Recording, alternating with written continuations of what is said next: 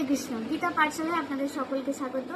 আমরা এখন যে সকালে যে শ্লোকটা পাঠ করা হয়েছিল গীতার প্রথম অধ্যায় অর্থাৎ বিষাদ যোগের তৃতীয় নম্বর শ্লোক, সেই তৃতীয় নম্বর শ্লোকের তাৎপর্য সম্পর্কে একটু আলোচনা করব। তো সর্বপ্রথম আপনারা প্রত্যেক দিনের মতো শ্রীমদ্ ভগবদ গীতা খুলবেন এবং সেখানে তাৎপর্য আমরা আলোচনা করব। তো তার আগে আমাদের এই শ্লোকটা একবার উচ্চারণ করে নেওয়া অবশ্যই উচিত। শ্লোকটা উচ্চারণ করে নিই। সঞ্জয় উবাচ পশ্য এতাং পাণ্ডুপুত্রাণাম আচার্যং মোহিতাং সমং বুঢ়া দ্রৌপদ পুত্রেণ তব শিষ্যেন ধীমতা। অনুবাদে সঞ্জয় বলছেন, হে আচার্য, পাণ্ডবদের মহান সৈন্য বল দর্শন করুন, যা আপনারই শিষ্য, আপনারই অত্যন্ত বুদ্ধিমান শিষ্য দ্রৌপদের পুত্র অত্যন্ত দক্ষতার সাথে বুহের আকারে রচনা করেছেন। এখানে আমি একটু ছোট করে বলার চেষ্টা করছি। তো আমরা সকলেই জানি যে চতুর কূটনীতিবিদ ছিলেন দুর্যোধন।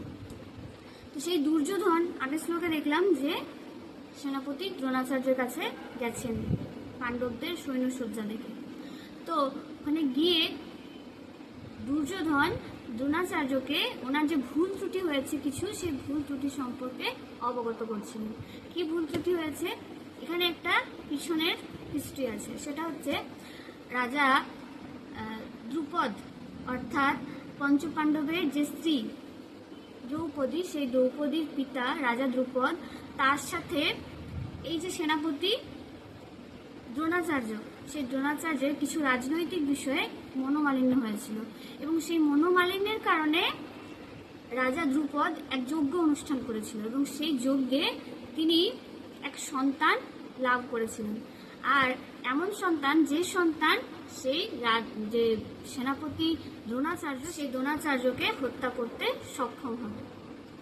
আবার কিন্তু তারপরেও তা সত্ত্বেও কি হয়েছিল, যখন রাজা দ্রুপদ তার পুত্র ধৃষ্টদ্যুম্নকে সেই সেনাপতি অর্থাৎ ব্রাহ্মণ সেনাপতি দ্রোণাচার্যের কাছে শিক্ষার জন্য, অস্ত্র শিক্ষার জন্য পাঠান, তখন কিন্তু দ্রোণাচার্য এই ঘটনা অবগত হওয়া সত্ত্বেও যে কলা কৌশল, গুপ্ত কলা কৌশল আছে, সেই সমস্ত কলা কৌশলও তাকে সব কিছু শিখিয়েছিলেন, কোনো রকম দ্বিধাবোধ করেননি শেখাতে।